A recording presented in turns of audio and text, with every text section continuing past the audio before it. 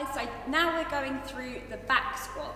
So with a back squat, it is going to look quite different depending on your anatomy or your client's anatomy, their mobility, their strength, but there's a few points you want to look out for. So if you try and force your client into a certain position that isn't quite natural for them, it won't be very comfortable for them, they're not going to enjoy it. So it will be a bit of a sort of learning process for them to find correct foot position, how upright their torso is, and it might change slightly as their mobility improves. Hopefully over time training with you, they'll be able to get into a more comfortable position and into a deeper squat. So first of all, let's go for ideal positioning or things that you definitely want to be looking for. So I'm just going to get Adam to do a few reps. So to start off with, how we unrack the bar is actually super important, but often massively overlooked. So quite a lot of times you see someone just kind of step under the bar and just sort of walk it back. Their core's entirely not engaged at all.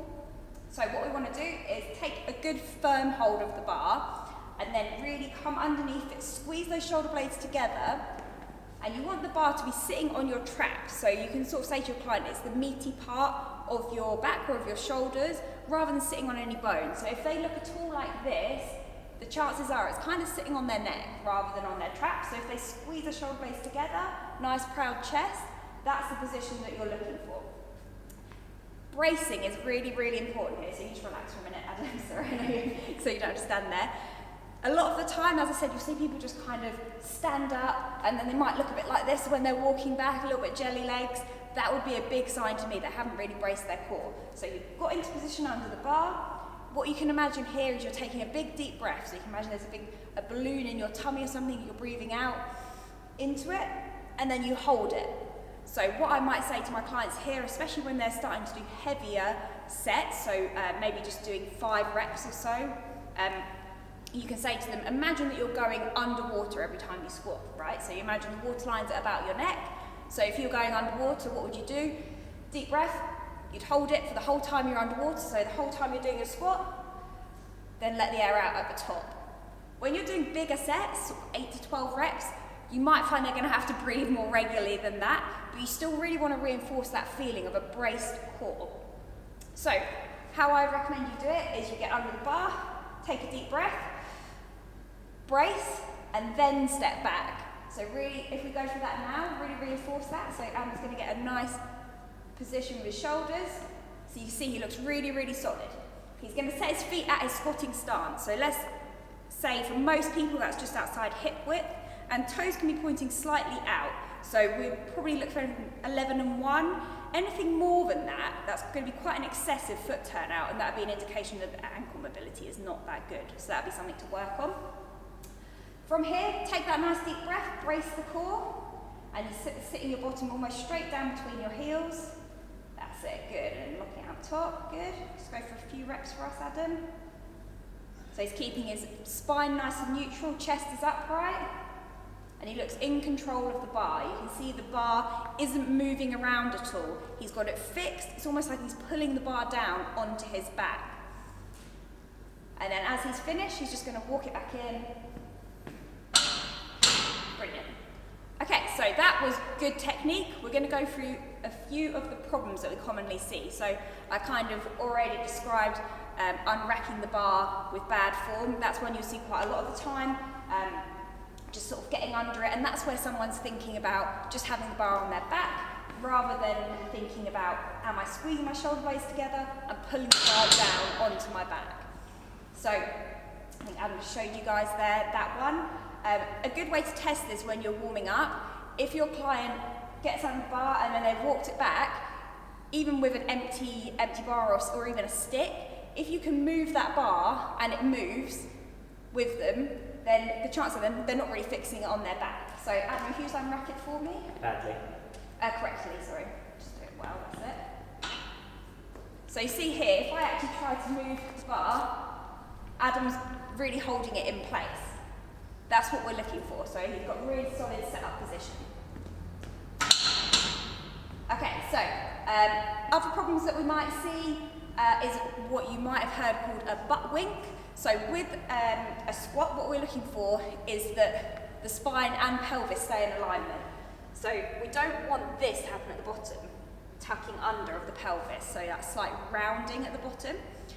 It can get a bit confusing here because you might see, for example, in yoga classes, it'd be quite often, you'd see people sitting in a nice deep squat. That is fine because they're not under load. We don't want the spine to be loaded under flexion. So I can hang out at the bottom of my squat quite comfortably here with my hips tucked under, that's fine. If I've suddenly got 50, 60 kilos on my back and I'm doing it, that is no good at all. So Adam, if you could just show us a couple of reps with a butt wink. This is a nice comfortable weight for Adam to be doing this with. Wouldn't recommend he does it anything heavier. So you can see about there, the pelvis is tucking under. So what I would ask Adam to do here is to just reduce his range. So not go quite as low, so Adam, don't go as low. That's it, and then come up. If your client is finding it's really hard to get their head around, or if there's someone who's hypermobile and they can drop into the bottom of that squat super easily, I'd maybe give them an external cue, so something like a box that they can tap their butt on and then come back up. Or you could do what we call a bottom-up squat, especially in the warm-up, to help them have that pelvis control, so that you start them off sitting on a box or on a bench. So imagine that's what I'm doing, and then ask them to drive up from there. So they're getting used to keeping this slight tilt of the pelvis, rather than letting it tuck into a posterior tilt. Okay, so that'll be our first fault. The second one is knees buckling. So you might see this kind of happening where the knees are almost like magnetizing together. So there could be a few reasons for this. It could be that their foot position isn't that good. So they might look a bit like this. Their knees might sort of, it's like a knee valgus, we'd call it. So what I might ask my client to do to fix this issue is to ask them to imagine that there's a crack on the floor directly between their feet, and they're trying to push the floor apart with their feet. So as soon as I do that, I can feel these muscles in the side of my glutes switch on, which are going to help to open up my hips to give me that space to drop my body straight down. So I'm here rather than here. So this is sort of quite pinchy in the hips.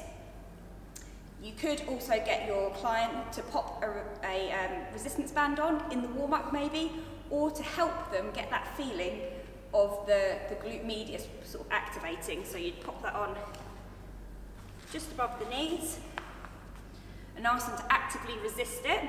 So with that sort of extra external sort of stimulus, you can really feel the muscles in the outer glutes working.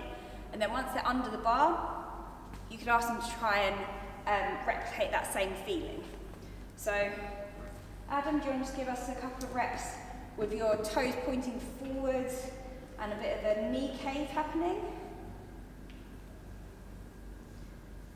That's it. So you can see even there it kind of causes the torso to fall forward as well.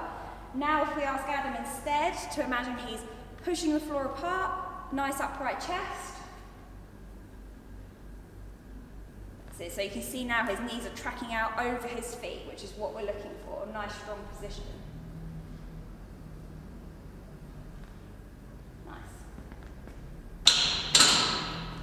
So another problem that we might see quite often, it can be a little bit harder to spot, especially if someone's position doesn't look particularly bad, is a lack of ankle mobility. So I see this all the time. It's quite common in adults to have quite stiff ankles. So what we would do here is sort of give our client artificial ankle mobility, if you like. I'd recommend working on a lot of ankle mobilizations with your client. Unfortunately, that's not going to be a quick fix. That is going to take time. So in the short term, what we'd do is give our clients' heels a small raise. So place some small plates underneath their heels. So if you can show us body weight to start with, Adam.